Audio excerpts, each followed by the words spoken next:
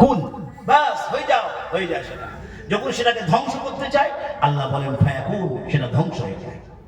সুতরাং সন্তানের জন্য দোয়া চাবেন, এটা আপনাদের শিখিয়ে দিলাম নতুন পদ্ধতি। প্রত্যেকেই পিতামাতা তার সন্তানের জন্য দোয়া চাবেন, নাইলে কেউ হাসরের ময়দানে রেহাই পাবেন না। নিজের আমলের জন্য কেউ রেহাই পাবেন না, বারবার করে বলছি, আমলের জন্য কেউ রেহাই পাবেন না। সুতরাং আমল করে কেউ জান্নাতে যেতে পারবে না। নামাজটা আল্লাহর হুকুমে আদায় করতেই হবে, নামাজ পড়ে কেউ জান্নাতে যেতে পারবে না। বিশ্ব নবী সাল্লাল্লাহু আলাইহি ওয়াসাল্লাম বলছেন নামাজ হচ্ছে জান্নাতের চাবি। নামাজ জান্নাতের চাবি। তাই বলে যদি আমি মনে করি আমি নামাজ পড়তেছি আমি জান্নাতে যাবো, আমি আগে সবার আগে যাব, না, এটা অসম্ভব। যে মনিবের আমরা গোলামি করছি সেই মনিব জানে আমাদের কোথায় দেবে, জান্নাত দেবে না জাহান্নাম দেবে, সে মনিব জানে, আমি জানি না।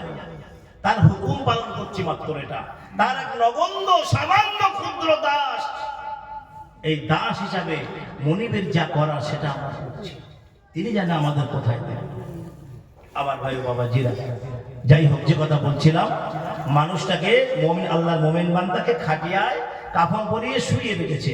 এবার নামাজের সময় হয়ে যাবে, নামাজ পড়বে, 15 মিনিট হয়ে যাবে, তারপর একে আগের থেকে নিয়ে যাবে ঈদগায়, আগের থেকে নিয়ে যাবে ঈদগায়। এখন এই মানুষটা বলতেছে যে আল্লাহ, সবাই তো আমার জন্য কাঁদছে, আল্লাহ আল্লাহ তুমি ওদের বোঝার তৌফিক দাও, ওদের বোঝার তৌফিক দাও, আল্লাহ ওদেরকে বোঝার তৌফিক দাও। এইবার ওকে নিয়ে ঈদগাহ সামনে রেখে দিল।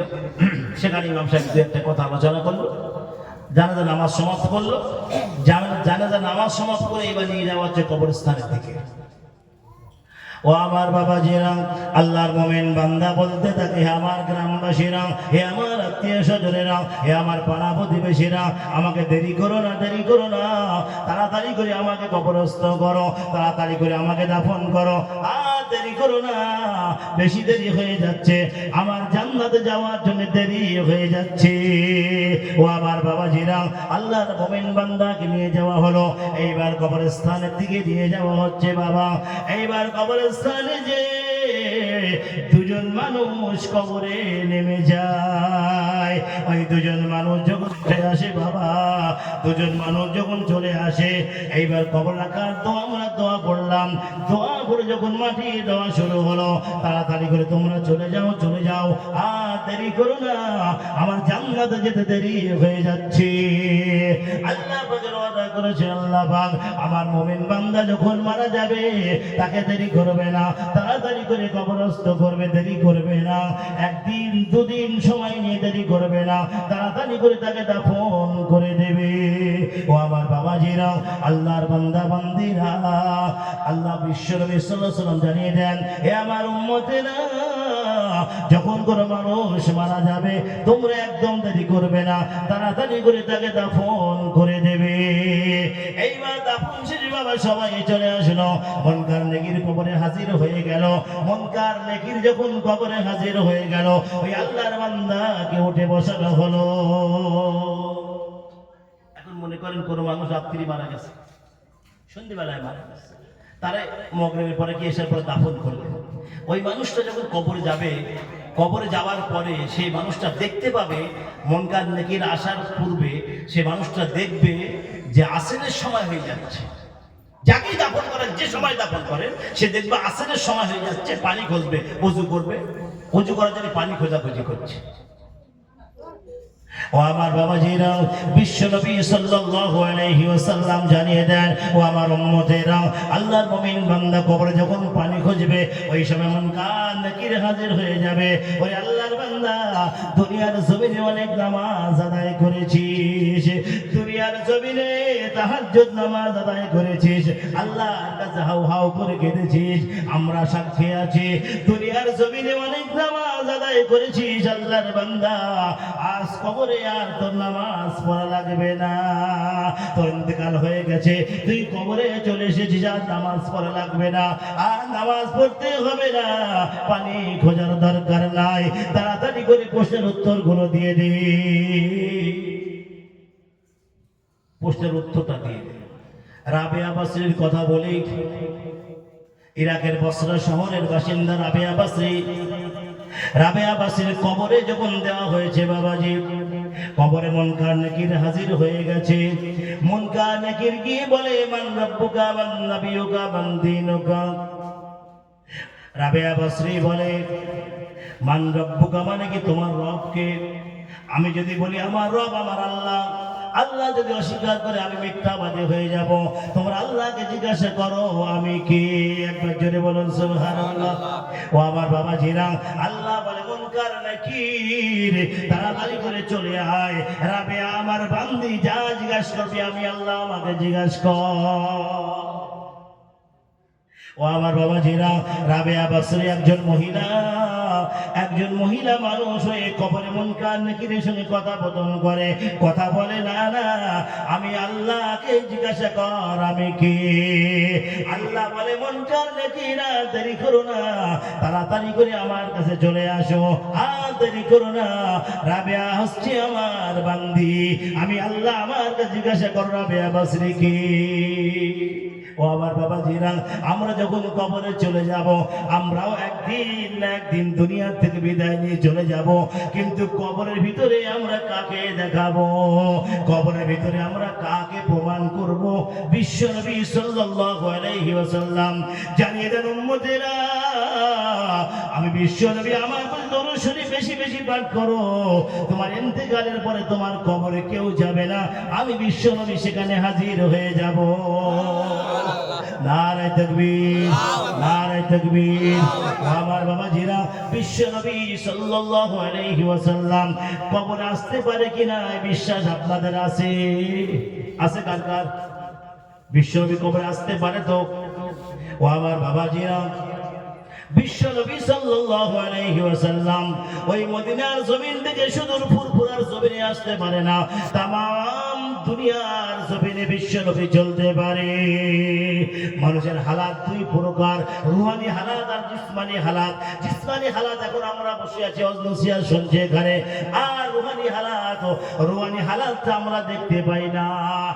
একমাত্র দেখার চোখ যাদের আছে, তারা ছাড়া রুহানি হালাতে কেউ কাউকে দেখতে পায় না। বাবাজি, বিশ্বনবী যখন ফুরফুরা ইসরার সাহাবী হাজির হয়ে গেলেন, আল্লামা দাদা হুজুর কিবলা রাহমাতুল্লাহ আলাইহির সামনে হাজির হয়ে গেলেন। বাবা দাদা হুজুর দেখতে পেলেন বিশ্বনবী আবু বকর ওমর ওসমানকে নিয়ে ফুরফুরার জমিনে হাজির হয়েছে। এই কথাটা তারাই জানবে, তারা যারা মারেফাতের খবর রাখে। যারা মারেফাতের খবর রাখে না, তারা কিছুই বুঝবে না বাবা, তারা উল্টো পাল্টা ফতোয়া দিয়ে দেবে। না না, মানুষের হালাত দুই প্রকার, জিসমানি হালাত, রুহানি হালাত। এইটা মনে রাখবেন। জিসমানি হালাত আমি আপনি এখানে বসে আছি, এখান থেকে চলে যাব। আর রুহানি হালাত, রুহানি ফেরেশতা, আল্লাহর অগণিত ফেরেশতারা মাহফিলটাকে ঘিরে আছে, আমরা কি দেখতে পাচ্ছি? আমরা কেউ দেখতে পাচ্ছি না।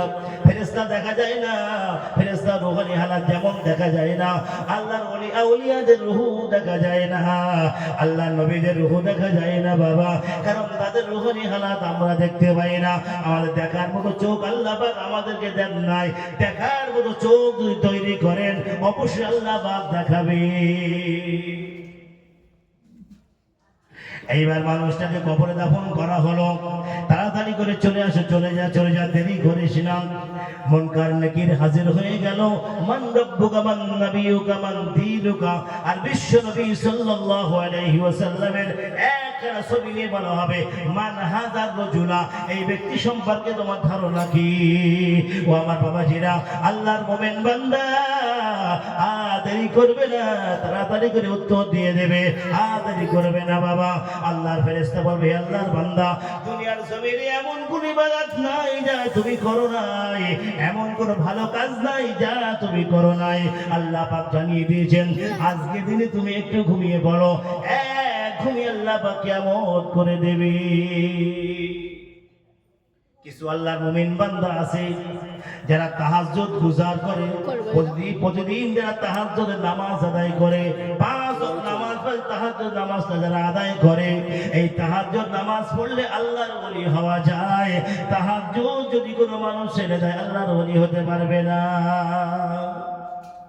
আল্লাহ পাক আল্লাহর ফেরেশতারা বলে আল্লাহর বান্দা দুনিয়ার জমিনে অনেক নামাজ আদায় করেছো, দুনিয়ার জমিনে আল্লাহ চায় এমন ভালো কাজ তুমি করেছো, আজকে দিনে একটু তুমি ঘুমিয়ে যাও, আজকে দিনে ঘুমিয়ে পড়ো, তোমার কবরটা প্রশস্ত করে দেওয়া হলো, যত দূর তোমার নজর যাবে তত দূর প্রশস্ত করে দেওয়া হলো, তোমার কবর সংকীর্ণ রইল না, তোমার কবরে কোনো শাস্তি রইল না।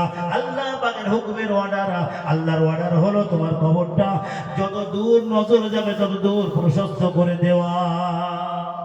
ঘুমিয়ে পড়ো, একটা ঘুম মারবে, কেমন ঘুমাবে চিন্তা করেন, একটা কবরবাসী মোমেন বান্দা কবরে কেমন ঘুমাবে, এক ঘুমে কিয়ামত হয়ে যাবে, একটা ঘুম মারবে কিয়ামত হয়ে যাবে। তাহলে এই যদি হয় একটা মোমেন বান্দার কবরে সে বলছে একটা ঘুম মারবে কিয়ামত হয়ে যাবে।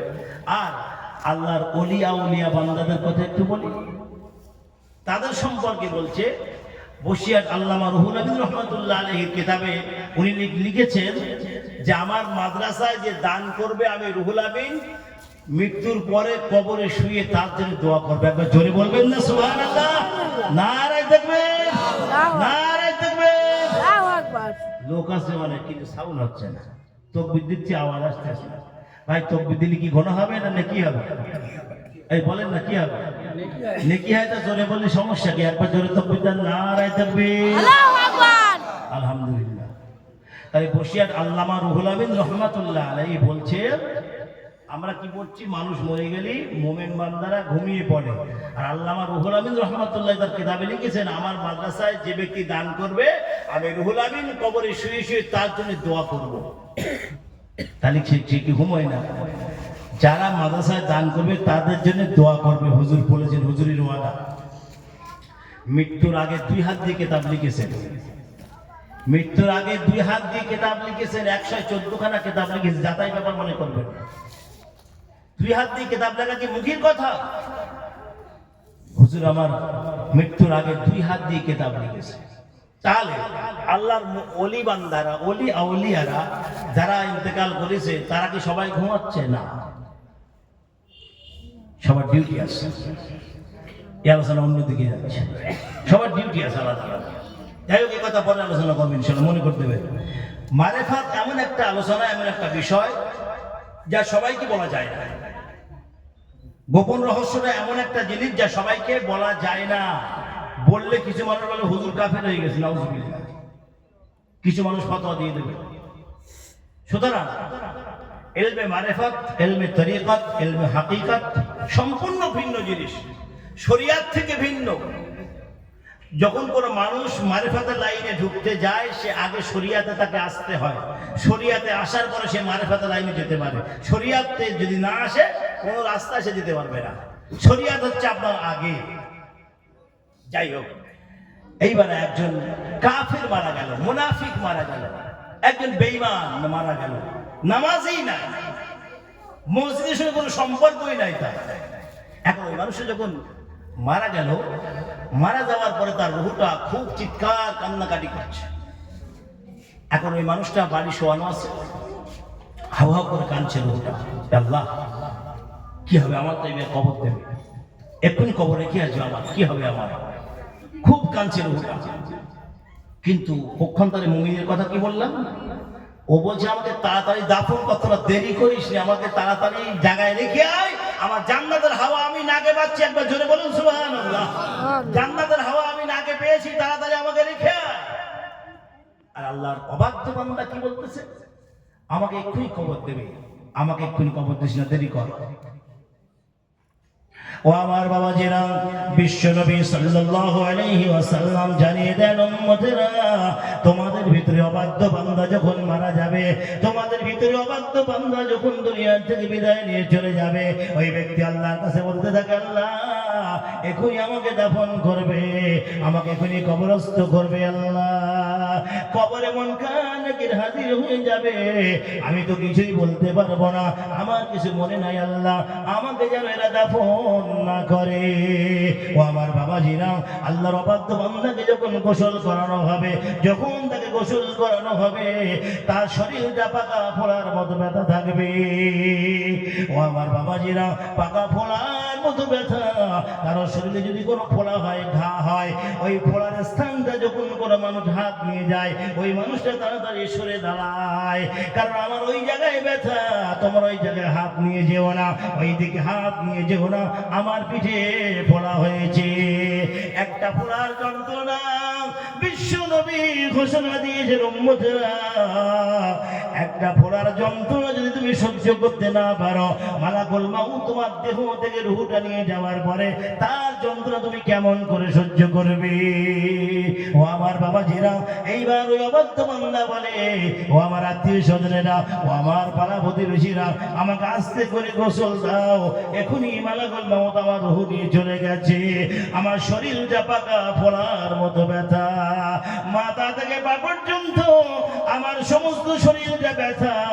আমার গায়ে আস্তে আস্তে করে তোমরা পানি ঢালো, আমার গায়ে জোরে জোরে পানি ঢেলো না, আমার গায়ে আস্তে আস্তে করে হাত বোলাও, বেশি জোরে হাত বলিও না। ও আমার বাবাজিরা, এইবার তাকে গোসল করে রাখা হলো, খাটিয়ায় শুইয়ে দেওয়া হলো, তারপরে কাফন পরিয়ে খাটিয়ায় শুইয়ে দেওয়া হলো। আল্লাহর বাধ্য বান্দা বলে, হে দুনিয়ার মানুষেরা, হে আমার আত্মীয় স্বজনেরা, হে আমার পাড়া প্রতিবেশীরা, আমাকে এখনই কবরস্থ করো না, একটু সময় দাও, দেরি করো, এখনই আমাকে কবরস্থানে নিয়ে যেও না। এই মানুষটা শুধু সময় চাইছে, আমাকে সময় দাও, দেরি করো না, আস্তে আস্তে করে গোসল দাও, আমাকে এখনই কবরস্থানের দিকে নিয়ে যেও না, তোমরা দেরি করো, দেরি করো। এইবার সবাই মিলে যখন কাঁধে করে নিয়ে ঈদগাহে নিয়ে যাওয়া হয়, বাবাজি ঈদগাহে শুইয়ে দেওয়া হয়, জানাজা নামাজ শেষ করা হয়। জানাজা নামাজ শেষে মানুষটা বলতে থাকে, ও আমার গ্রামবাসীরা, ও আমার আত্মীয় স্বজনেরা, তোমরা দেরি করো, দেরি করো, অত তাড়াহুড়া করো না, আমাকে আস্তে আস্তে করে নিয়ে যাও। এই মাত্র মালাকুল মাউত আমার দেহ থেকে রূহটা বিচ্ছিন্ন করেছে, আমার সমস্ত শরীরটা পাকা ফোড়ার মতো ব্যথা, আমাকে আস্তে আস্তে নিয়ে যাও, আর দেরি করো, দেরি করো, তাড়াতাড়ি করে নিয়ে যেও না। ও আমার বাবাজিরা, এইবার বিশ্ব নবী জানিয়ে দেন, এ আমার উম্মতেরা, আল্লাহর অবাধ্য বান্দা যখন দুনিয়ার থেকে বিদায় নেয়, আসমান বলে, আল্লাহ তোমার অবাধ্য বান্দা দুনিয়ার থেকে বিদায় নিয়েছে। জমিন বলে, আল্লাহ তোমার অবাধ্য বান্দা দুনিয়ার থেকে বিদায় নিয়েছে। ও আমার বাবাজিরা, আল্লাহর মুমিন বান্দা যখন কোনো গাছের নিচে দাঁড়াবে, ওই গাছটা আল্লাহর কাছে ফরিয়াদ করে, রব্বুল আলামিন, আল্লাহ তোমার মুমিন বান্দা আমার নিচে দাঁড়িয়ে আছে, আল্লাহ তোমার মুমিন বান্দার ওসিলায় আমি গাছ, আমাকে আরো বেশি বড় বানিয়ে দাও। এইবার যখন কোনো কাফের, কোন মুনাফিক বেঈমান গাছের নিচে গিয়ে দাঁড়ায়, আল্লাহ বলে, আল্লাহ পাক রব্বুল আলামিনের কাছে গাছ ফরিয়াদ করে, ও রব্বুল আলামিন তোমার অবাধ্য বান্দা আমার নিচে দাঁড়িয়ে আছে, আল্লাহ তার উপর লানাত বর্ষিত হোক, তার উপর তোমার গজব বর্ষিত হোক, আল্লাহ এমন বান্দাকে আমি দেখতে চাই না। ও আমার বাবাজিরা, এইভাবে করে সকল লানাত গ্রহণ করেন, লানাত পাঠাতে থাকে ওই বান্দার উপরে। আর আল্লাহর মুমিন বান্দা যদি হওয়া যায়, সকলের দোয়া ওই মানুষটা পেতে পারে। এইবার তাকে কবরস্থান নিয়ে যাওয়া হলো, বাবা কবরস্থান নিয়ে যাওয়া হলো। কবর দুজন মানুষ নেমে গেছে, আগের থেকে নেমে গেছে, দুজন মানুষ যখন আগের থেকে নেমে গেছে কবরের ভিতরে, এইবার ওই মানুষটা মৃত্যু ব্যক্তি মনে করবে এই দুজনও আমার সঙ্গে যাবে, কারণ সে কাফের, তার ঈমান নাই, আকীদা নাই, বিশ্বাস নাই, আল্লাহ তো বিশ্বাসী ছিল না। ওই মানুষটা মনে করবে, আল্লাহ এই দুজন বান্দা আমার সঙ্গে যাবে। যখন তারা দুজন উঠে আসে, ওই মানুষটা হাউ হাউ করে কাঁদে। ওরে বিশ্বের মুসলমানেরা, ও আমার গ্রামবাসীরা, ও আমার পাড়া প্রতিবেশীরা, ও আমার আত্মীয় স্বজনেরা, আমাকে একা রেখে তোমরা চলে যাচ্ছ, আমাকে একা কবরে শুয়ে সবাই চলে যাচ্ছ। একদিন তোমারও সময় আসবে, মনে রেখে দিও, আমাকে যেমন রেখে চলে যাচ্ছ, তোমরাও একদিন এই কবরস্থানে চলে আসবে।